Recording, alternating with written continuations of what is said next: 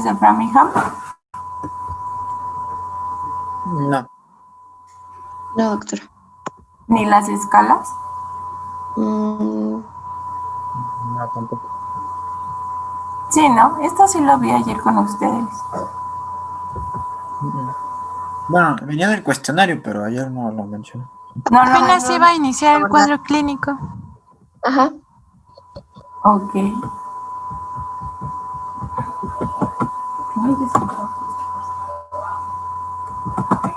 Ok. Bueno, como cuadro clínico tenemos que va a haber una tríada principal que se va a caracterizar por la presencia de edema, que nos habla de que ya hay una afección a nivel cardiorrenal, la presencia de disnea, que aquí nos habla de que va a haber una afección o una congestión a nivel pulmonar, y la fatiga. Esta triada, bueno, la fatiga está representada porque hay una disminución del gasto cardíaco y una congestión a nivel sistémico, ¿sale? Esta triada, pues, representa casi siempre o son los síntomas cardinales de la insuficiencia cardíaca, pero ustedes, o bueno, ya estudiamos en la definición que estos síntomas son muy subjetivos porque la mayoría de las patologías cardiovasculares lo presentan, ¿sale? Bien, cuando hablamos de disnea, pues obviamente va a ser el síntoma más frecuente debido a que hay una acumulación de líquido en el intersticio pulmonar y esto va a dificultar o dificulta que haya una buena distensión a nivel pulmonar, ¿sale? Y por lo tanto, pues la presión venosa capilar de los pulmones pues va a estar aumentada.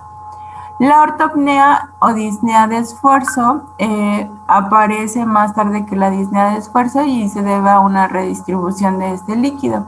La crisis de disnea paroxística nocturna van a ser crisis caracterizadas por la presencia tanto de disnea como de tos, y a la auscultación vamos a encontrar la presencia de sibilancias, y cuando tenemos estas tres características, disnea, tos y sibilancias, casi vamos a decir que se trata de un asma cardial. Y la respiración de Cheyenne-Stokes, esta respiración está condicionada o relacionada al bajo gasto cardíaco y se origina por un aumento de la sensibilidad de los centros respiratorios de la presión parcial de dióxido de carbono a nivel arterial. Bien, lo que me interesa es que observen esta tablita y aquí se los clasifica, tanto de izquierda como derecha. Y cuando hablamos de síntomas debido a bajo gasto cardíaco, que hablamos de que van a ser síntomas anterógrados, del lado izquierdo vamos a tener signos que nos condicionan la hipoperfusión tisular periférica. Esto quiere decir que va a haber una disminución del aporte de oxígeno y nutrientes hacia los tejidos. ¿Y cómo se va a manifestar en mi paciente? Pues va a tener oliguria, astenia, debilidad, confusión, insomnio, pérdida de la memoria. Puede llegar hasta la afección del estado de conciencia, ¿sale? Hasta llegar hasta un shock cardiogénico. Y los síntomas anterógrados de congestión derecha, pues son síntomas poco frecuentes de relacionados a la hipoperfusión pulmonar y casi siempre nos dan una hipotensión a nivel arterial, ¿sale? Los síntomas debidos a la congestión de los tejidos a nivel, estos los vamos a denominar síntomas retrógrados. Igualmente, van a ser del lado izquierdo y del lado derecho. Del lado izquierdo, pues vamos a auscultar todo aquello que me conlleve a una congestión a nivel pulmonar, que va a ser pues la presencia de disnea paroxística nocturna, la ortopnea o hasta el edema agudo pulmonar. Esta edema agudo pulmonar ahorita vamos a observar que va a ser una patología altamente mortal y tiene que ser atendida pues rápidamente, ¿no? Y del lado derecho pues van a ser por el acúmulo de sangre en las venas sistémicas y sobre todo o se ve reflejado por edemas periféricos que dejan fobia. Ya vimos que la fobia es característico de una pues patología cardiovascular.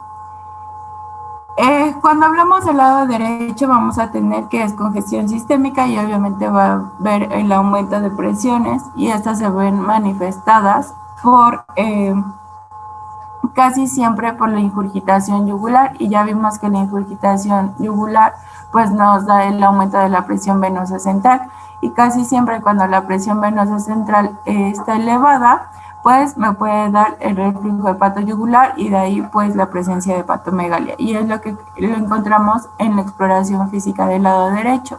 Y del lado izquierdo, como van a ser pues casi siempre congestiones a nivel pulmonar, pues tenemos que encontrar crepitantes inspiratorios, sibilancia sobre todo, o disminución de la presión arterial diferencial en cuanto a la gasometría, ¿sale? El esputo rosado, la presencia del ritmo de galope, sobre todo en S3. Bien, hablando del edema agudo de pulmón, pues vamos a definirlo como una urgencia médica. Este edema agudo pulmonar, pues es debido a que hay pues la acumulación de líquido intersticial importante y casi siempre se refleja en mis pacientes con disnea u ortopnea y nos da una baja perfusión que nos causa alteraciones al nivel del estado de conciencia, sobre todo puede haber la presencia de confusión, disminución del estado de memoria, crisis de ansiedad, insomnio, cefalea en mis pacientes. Este es de inicio rápido y casi siempre presenta una disnea en reposo y que me conlleva o me lleva a una hipoxemia grave, ¿sale? A la auscultación vamos a encontrar crepitantes y sibilancias por la inundación alveolar y la compresión de las vías respiratorias y también la compresión a nivel peribronquial. Y también es importante estudiar la liberación de catecolaminas endógenas, porque son las que a menudo causan la hipertensión a nivel pulmonar. El diagnóstico, ¿hasta aquí alguna duda de la clínica de mis pacientes? No, doctora. ¿No? Bueno, perfecto. El diagnóstico, pues obviamente tiene que ser clínico, por eso tenemos que conocer los síntomas tanto anterógrados como retrógrados y detectarlos a tiempo con una correcta anamnesis en mi paciente. Vamos a hablar de los criterios clínicos. Estos criterios son relacionados a los criterios de Framingham, ¿sale? Vamos a tener tanto criterios mayores como criterios menores o criterios mixtos. Cuando hablamos de los criterios mayores, podemos hacer referencia a que haya la presencia de una disnea paroxística nocturna, de estertores crepitantes, de edema agudo pulmonar, cardiomegalia. Para esto es necesario se me fue la palabra. Calcular el índice cardiotorácico, el tercer ruido, sobre todo en S3, ingurgitación yugular, aumento de la presión venosa o la presencia del reflujo hepatoyugular. Y como criterios menores tenemos la disnea de esfuerzo, edema de miembros inferiores, la presencia de derrame pleural, hepatomegalia, tos nocturna o taquicardia. Y mixto, se considera un criterio mixto cuando mi paciente presenta una pérdida de peso por encima de 4.5 kilos tras haber iniciado el tratamiento, sobre todo 5 días. Vale. Estos criterios de Framingham podemos hacer diagnóstico con un criterio mayor o al menos 2 criterios menores, ¿sale? Los pueden encontrar en cualquier bibliografía, en el CTO, en el Harrison, en el Guadalajara, donde ustedes quieran. Estos criterios siempre pues están presentes para el diagnóstico clínico de la insuficiencia cardíaca. Bien, tenemos 2 escalas para valorar la función de mi paciente, tanto de la NIJA como de la AJA, ¿sale? Denme un minuto.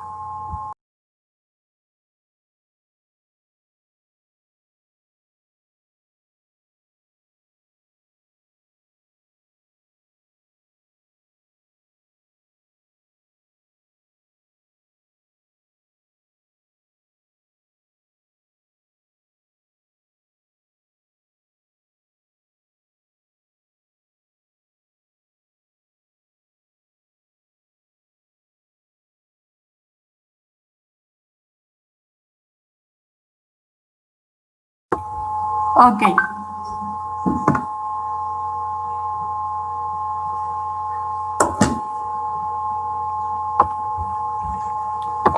Bien, hablando de la clase funcional para la insuficiencia cardíaca, que es según la NIJA, Aquí nos evalúa la actividad física y la limitación que hay en estos pacientes. Hablando de la clase, tenemos 4 estadios. De la clase funcional 1, pues obviamente no va a existir ninguna limitación de la actividad y mi paciente puede realizar ejercicio hasta por más de 30 minutos. Hablando de la clase 2, pues ya va a haber una limitación leve de la actividad física.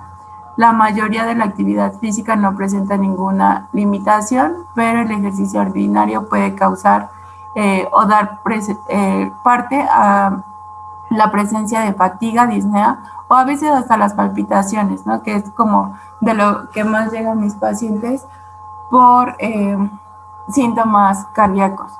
La clase funcional 3, hay una limitación importante de la actividad física, el ejercicio cotidiano está limitado, el paciente solo puede caminar por 10 minutos al día, o también se puede reflejar que mi paciente solamente pueda caminar hasta 2 cuadras o subir bloques de 10 escaleras en la clase funcional 3. Y en la clase funcional 4 ya hay una limitación severa de la actividad física y pues obviamente hasta el hecho de estar acostado y levantarse puede causar tanto dolor torácico como disnea, fatiga o la presencia de palpitaciones. Entonces ya hay una limitación al reposo. Y la clase funcional 4 pues es la más grave. En la clasificación de la AHA vamos a tener igualmente 4 estadios. En el estadio A pues ya hay mi paciente presenta alto riesgo de la insuficiencia cardíaca y esta está dada tanto por anomalías estructurales o funcionales que no están identificadas, pero mi paciente no presenta ni signos ni síntomas. En el estadio B, la enfermedad cardíaca es estructural en relación con la insuficiencia cardíaca, pero tampoco mi paciente no presenta ni signos ni síntomas. En el estadio C, la insuficiencia cardíaca es sintomática y casi siempre se asocia a una enfermedad estructural subyacente. Y en el estadio D ya hay una enfermedad cardíaca estructural avanzada y ya hay la presencia de síntomas, ¿no? Que causan sobre todo disnea o alguna presencia de fatiga, de palpitaciones en estado de reposo, a pesar de que mi paciente ya haya recibido un tratamiento máximo para la insuficiencia cardíaca. Y hablando del diagnóstico, bueno, me gusta que también sepan que a la exploración física, en la auscultación de estos pacientes podemos encontrar tanto un R3 como un R4 que ya vimos que casi siempre una insuficiencia cardíaca crónica nos puede conllevar al desarrollo de una hipertensión o hasta una lesión a nivel valvular, ¿no? Que hablamos sobre todo de una insuficiencia mitral. Y esta insuficiencia puede evolucionar a una estenosis y nos puede dar con ello una doble lesión valvular, ¿ok? Bien, hablando de la auscultación podemos encontrar la presencia de un R3 o de un R4, también la presencia obviamente de soplos, de estertores crepitantes húmedos inspiratorios, sibilancias o arritmias a nivel ventricular. En la radiografía de tórax, obviamente tenemos que pedirle a mi paciente los 3 estudios de gabinete de base, por así llamarlos. Van a ser tanto la radiografía como el electro y el ecocardiograma. En la radiografía de tórax vamos a evaluar Vamos a evaluar el índice cardiotorácico. ¿Y cómo se calcula el índice cardiotorácico? Va a ser A más B sobre C, ¿sale? Y de acuerdo a lo que nos salga, tiene que ser normal menor a 0.5 y de ahí ya podemos clasificar cardiomegalia de grado 1 hasta el grado 4, ¿sale? Entonces vamos a tener la presencia de cardiomegalia por el índice cardiotorácico que va a ser mayor al 50%, la presencia de congestión venosa, la presencia de edema peribronquial, edema alveolar, derrame pleural. Y cuando hablamos de derrame pleural, casi siempre vamos a encontrar las líneas B de Kerley, el infiltrado alveolar en alas de mariposa o periliar bilateral, ¿sale? Entonces esto lo encontramos en la radiografía de tórax. Aquí se los pongo. La evidencia de hipertensión pulmonar, edema intersticial o edema pulmonar.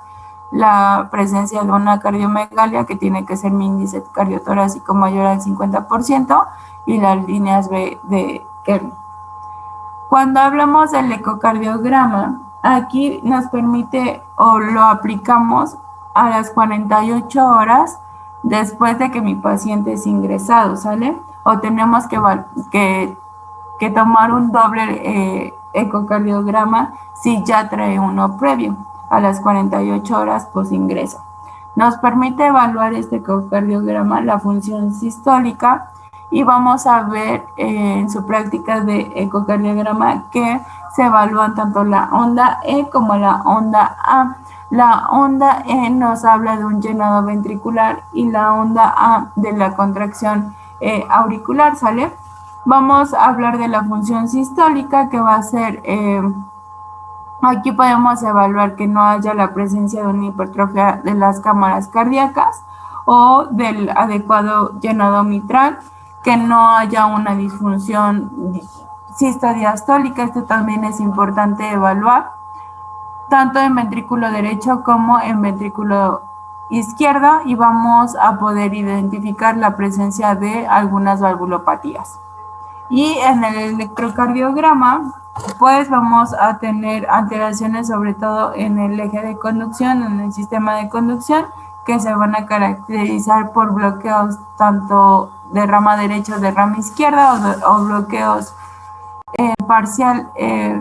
o bloqueos totales, con la presencia de alguna alteración, ya sea de taquicardia o bradicardia, ¿sale? Esto es lo que encontramos tanto en la radiografía, en el eco y en el electrocardiograma. ¿Hasta aquí alguna duda?